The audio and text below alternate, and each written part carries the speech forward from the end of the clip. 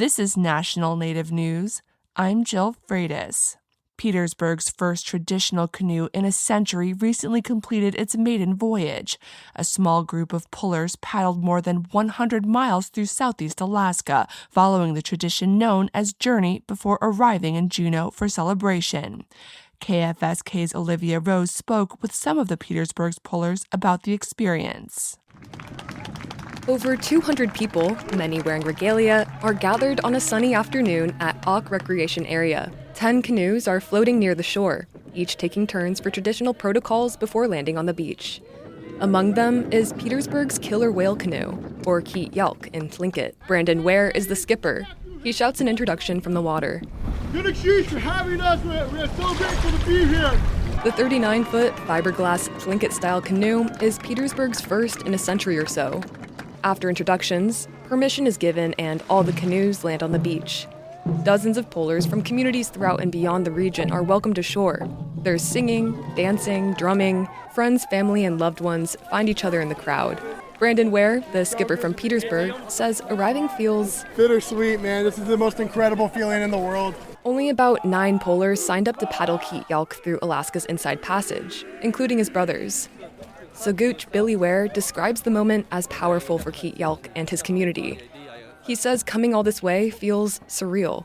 I've crabbed and I've fished in these waters all the way from Petersburg to Juneau, but being able to take the time and camp on the beach like in Sumdum underneath the glaciers, it was breathtaking, it was amazing, and it really gave you a different perspective on just how tough and durable our people were. The group did a number of traditional landings, like today's, while making stops at villages along the way. We got to do the first official landing for a canoe out of Sikakwan in over 100 years. And I was privileged enough to do the landing introduction and just ask for the permission to be on their land. And that was an incredibly important moment for me. For puller young Duane Gabe Dunham, it was the most memorable part of this journey. They were wonderful hosts, and they fed us every night. And while we were there after dinner, everybody got up and they shared songs and we all danced. People from almost a half a dozen different communities just came together, and it was a really powerful thing to be able to share with my boys. Dunham says he joined this historic paddle from Petersburg so he and his 2 young sons could learn more about Tlingit culture. There are a couple of other special moments on the 10-day journey that stick out for Dunham too. We were trying to break 6 knots speed in the canoe, and we nearly got there, but we were all paddling at about 110%.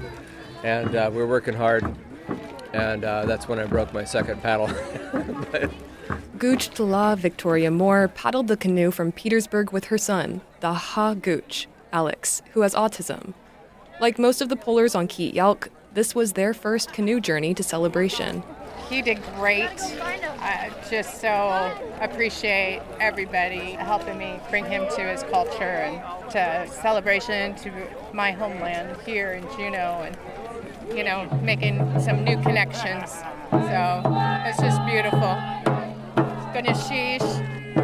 Over 100 years, 10 days, and 100 miles later, the journey is complete for the first traditional canoe out of Petersburg. Here's Saguch Billy Ware again. And now we're out celebration. It's time to hoo-ha. Kéet was shipped home to Petersburg after the ceremony, and the 4-day celebration wrapped up on June 6th. Reporting from Juneau with help from Yvonne Crumry, I'm Olivia Rose. And I'm Jill Freitas.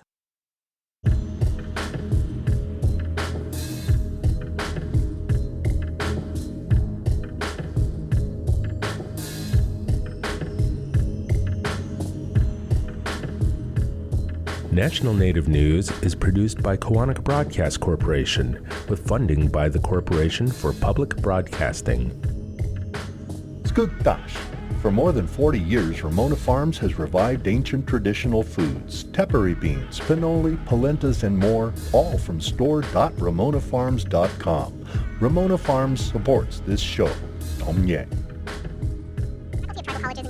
Hear that? Tribal college faculty do so much, one can't say it all here. Nothing but respect. Visit mostthorough.jobdescription.com. The American Indian College Fund supports this program.